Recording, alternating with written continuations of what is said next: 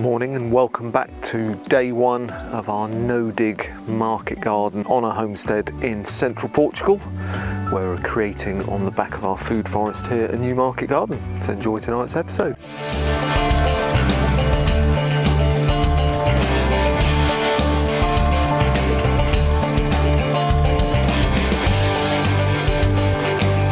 He's clearing this area, which is just below where the food forest ends, and we're going down another 2 terraces. They are quite small terraces, but Dave is going to clear all of this area to my right, going down the hill towards Rosie's trampoline and up a bit behind this fig tree, and it's going to be the beginning of our market garden. And for those of you that are new to gardening or new to no dig, we follow Charles Dowding, don't we? We do.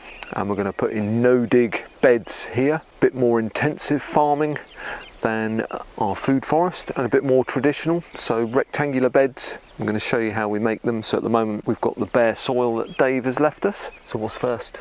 We have to shovel, no, better not say that. We have to take a whole bunch of horse manure, which has not been rotted down, but we're going to put it under cardboard, let it rot down over the winter. But it comes from all the way up the other end of the food forest and up the hill and all up there. So it's lots and lots of wheelbarrows. You feeling strong? Yeah, kinda. Let's go. Let's get shoveling that.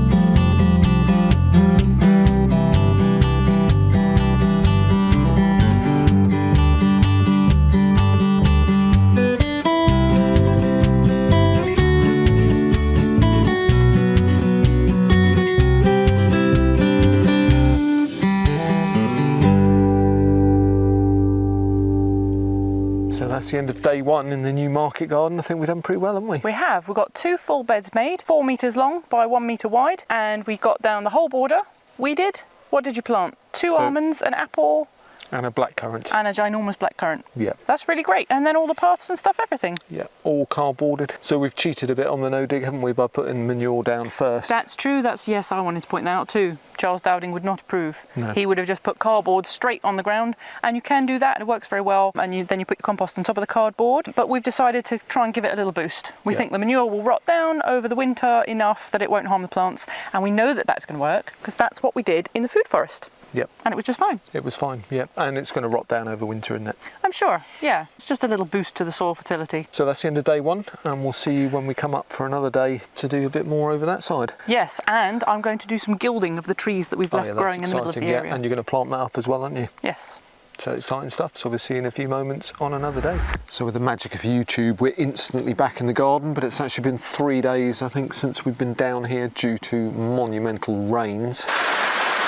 See from the footage here that it actually was monumental. It was like that for a whole day, wasn't it? Chucked it down like water out of a bucket. But it was good for here. Got nicely watered in. It did, and the beds all seem fine. Not too much, not really any runoff at all, was there? No, it's good. And also in between the monumental rains, I took the opportunity to plant about 100 chickpeas. If you remember, in one of our previous episodes we were talking about the peas that we put up the trellis, which have grown about 3 or 4 inches. They're doing well, aren't they? Yep. And in the same bed I've used up all our garlics that Missy showed you that I bought again a few weeks ago.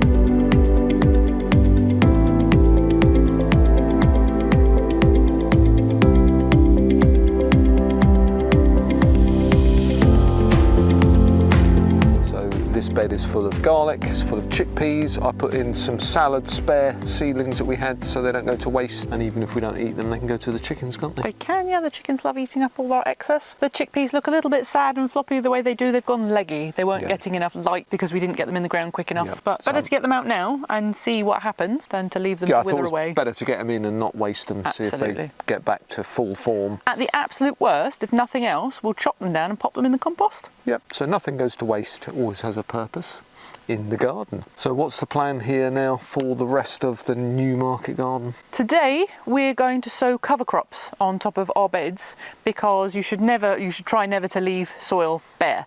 So we're going to use some clover. I have a little remnant of Persian clover that gets very big, and I have some red clover seeds which have been grown organically here in Portugal. And we're just going to sprinkle them around and they'll grow up, and before the frosts come they should get about, I think, about 5-6 inches tall, and the frost will kill them, which is fine because the clover is going to stick its roots down, it will hold the soil together, it'll cover the soil so the rain doesn't wash it away, and then when it dies, all the nutrients from the leaves go back into the soil. It's like magic. Are you ready for spring? Yeah. And then also we want to cover down the bottom there because we're going to grow potatoes there, aren't we? That's right, yes, and that doesn't even have the protection of the cardboard and the compost that we've put on here. So down there, that's going to be lots of clover as well. So let's get sowing. Okay.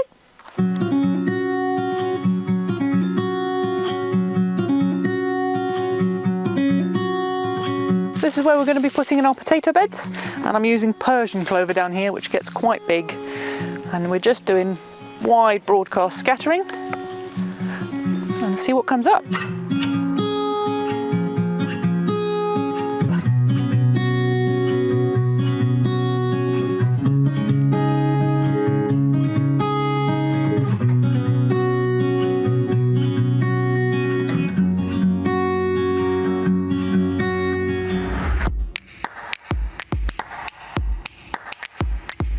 Another little job we have to do is the wall that I cleared now has great swathes of empty space, and I happen to have a whole bunch of plants that didn't have a home. They've been living in pots and just waiting for me to find somewhere for them. And I've decided to fill up the wall. So we have all different interesting things, and we've bought them all at market, so I'm quite excited about them. We've got a Verbena bonariensis, which is very big and sticky. It smells fabulous. It's got little purple flowers. We've got an Equilegia, we've got some valerian, we've got some thyme. So first I'm going to decide where all the pots are going, and then we'll get them dug in.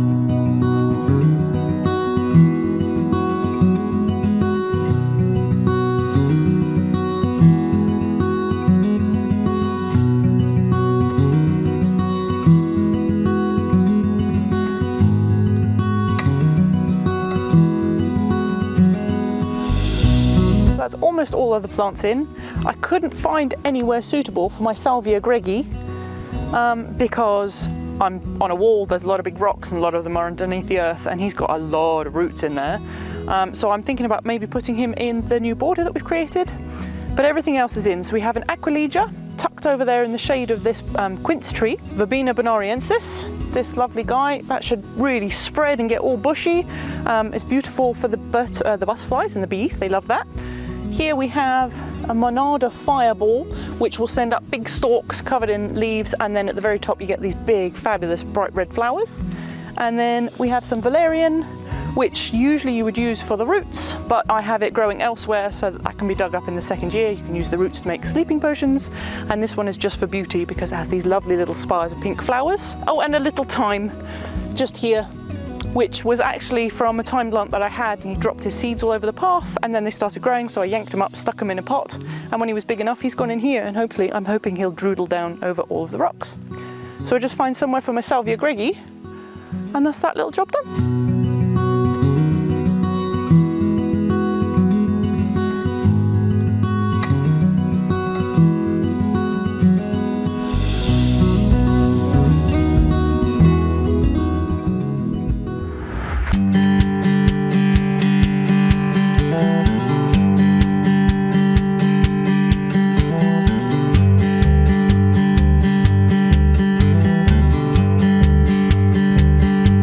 Started the next bed, nice straight one there to the length to the end of this terrace, and then on this side we're going to put in our gilding around our trees, so that's exciting.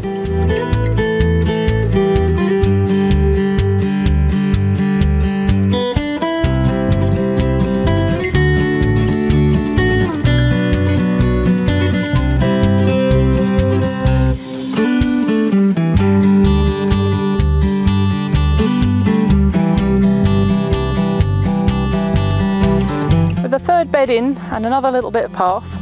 We're going to pause with our bed making and we're going to go and grab some strawberry runners, so that's more plants for free. We're going to pop them in down the little border that Dom made, and then the next job on a different day is we're going to make some bean and PT peas to go here, which is going to benefit from the shade of these lovely trees. Down in swale number 2, where the strawberries have been prolific and they've put out runners, and if they've put them out in the beds we're going to leave them be because that's great, but if they put them out in the swale then that's not so great because we're going to walk on them and run the wheelbarrow over them. So I'm just going to dig some of these up. He's got big roots. He's still attached to his mum. He looks really healthy, and he's even got a bit of the cardboard from underneath our no-dig bed. He's got fabulous roots in here. Yeah, he looks great. Free straw.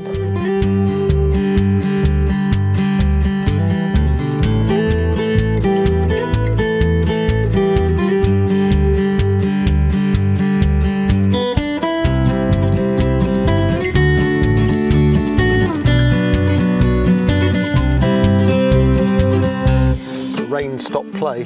Yes, we've been on again, off again all day, having to do it in little bits and bobs in between the rain. And rained off all of yesterday. Yeah.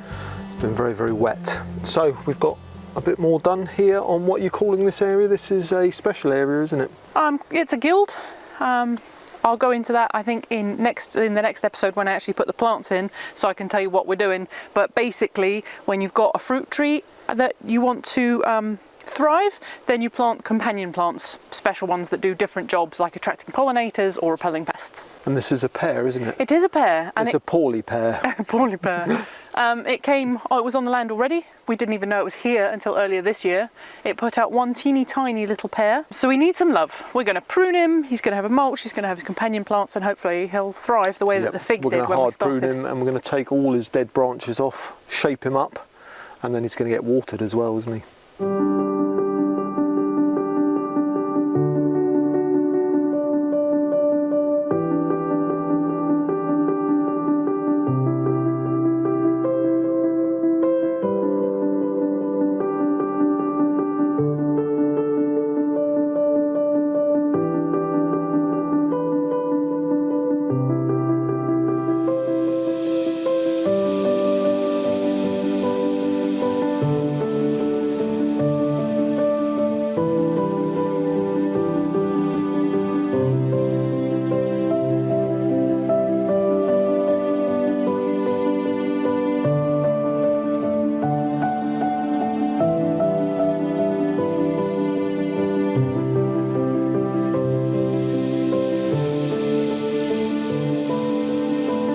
So I think that's enough waffle from us for this week. Now it's starting to rain, I think it's time to go up top to have a nice cold beer. Sounds good, and a hot cup of tea for me. I think we've done really well with this new area. So I think before we pack up, I'll just very quickly put some clover on the bed that we created earlier, so it matches the other beds that have got clover on.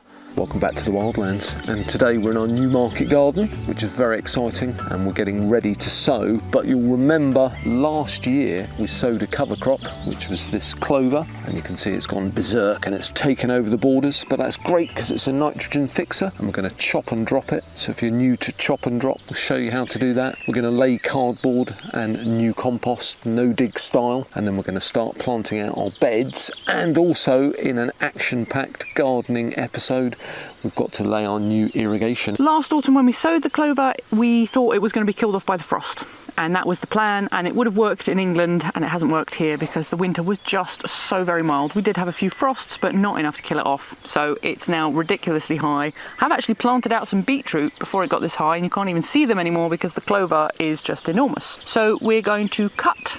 We could pull out the clover plants, but then you're ripping up the soil structure and you're pulling all the roots out, which we don't want. So we're literally just going to cut, that's your plant, down at ground level, leaving the roots in the soil, which will hopefully, because they're covered with cardboard and compost afterwards, the roots will then rot and return their nitrogen that they fixed into the soil, and this stuff will rot underneath the cardboard, and it's all just going to give it an added oomph of goodness. It's exciting. Yeah. It's like a fair old job, chopping and dropping, and then we're going to put cardboard on top again. That's right, yeah. I think if we just chopped and dropped and tried to plant through that, then the roots would just send up more sprouts, and then you'd have the same problem again in a month or two. Yep. So we're going to do the cardboard no dig method with compost on top of that, and then we'll plant through. And it might be a little bit hard. You might have to part the roots as you're planting, but I think it'll be fine. So although it's a bit of extra work, this terrace that we've started building our market garden in has probably not been farmed or had anything exciting grown in it for probably 20-30 years. So by adding an extra layer of cardboard and compost, although that's an extra bit of work and some extra cost, I think it's probably good for the beds, isn't it? Yeah, we're adding a lot of, Organics. well, it's just organic matter, which is just improving the soil. So yeah, I think we can get it done in a day. And then we're ready to plant. We've got plants waiting to go out. There's no more frosts. Nope. We've got irrigation waiting to go in. Yes, yeah, we're done with the rain now. It's the beginning of May, it's the 6th of May, and there's not going to be any more rain till September. No, so crazy that, isn't it? Definitely need to get the irrigation in. Okay, let's go. Let's chop and drop.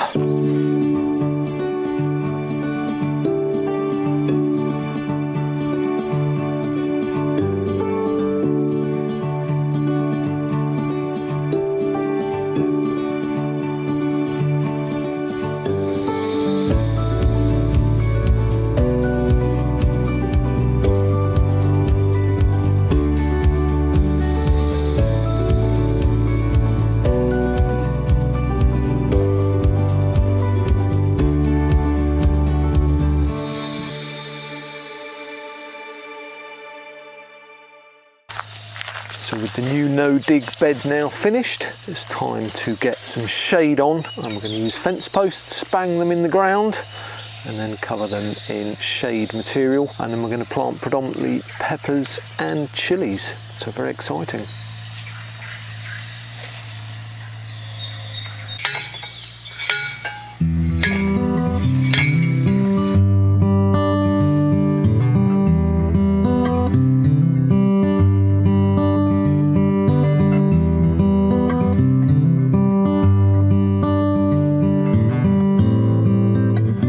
Let's get this shade material up then.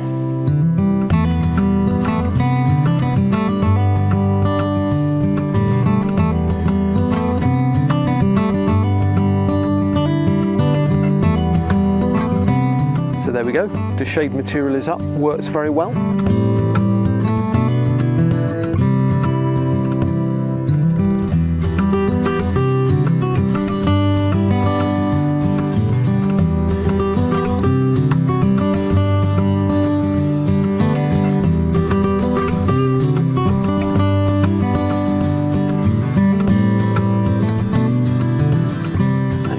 To get planting peppers. So we've got a lot of varieties of bell peppers here, but predominantly also a lot of chili peppers and some padron peppers. The latter are one of our favourites, fried with salt, Spanish tapas style.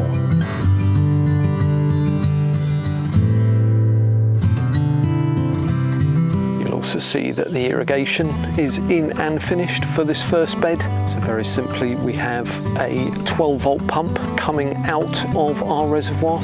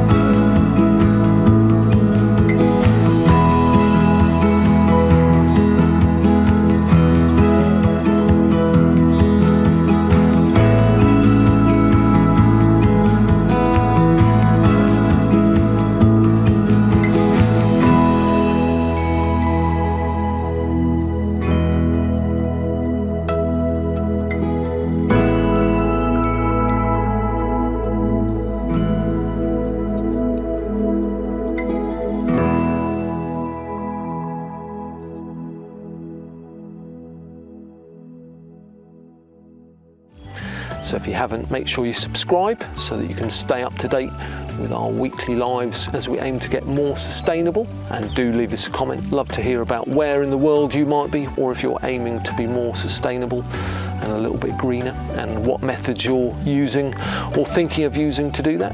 So waffle aside, thank you very much for watching, and we'll see you very soon from the Wildlands Off-Grid.